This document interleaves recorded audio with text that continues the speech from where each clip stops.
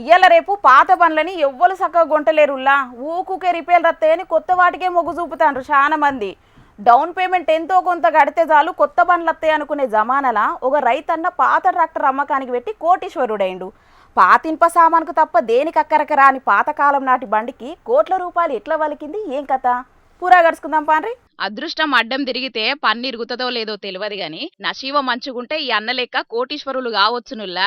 మంచి కండిషన్లు ఉన్న సెకండ్ హ్యాండ్ బండిని అమ్మాలంటేనే అన్ని చక్కగున్నాయో లేదో చూస్తుంటారు. రేట్ ఎక్కువైంది తక్కువ చేయాలని బేరాలాడతారు. కొన్నాకేమన్నా రిపేర్లు గిట్లయితే మీరే చేపియాలని లేనిపోని కండిషన్లు పెడతారు కొనేటోళ్ళు. అసొంటిది పంజాబ్ జలంధర్ దిక్కుండే గీ అన్న ఈ శిలుం పట్టిన ట్రాక్టర్ ను ఇంటర్నెట్ లీడవంగానే కొనేతందుకు బయటి దేశపోళ్ళేగబడ్డారు. పాతింప సామానికి అమ్మితే ₹1,00,000 కూడా రాని ట్రాక్టర్ ను ఒకటే పీస్ యాంటీ పీస్ అనుకుంటా 1,25,00,000 పెట్టి కొన్నారు. తంతే బూరెలో బుట్టలు పడ్డట్టయిండు. గిన్ని పైసలత్తాయని ఓనర్ అన్న అస్సలు ఊహించనట్టున్నాడు.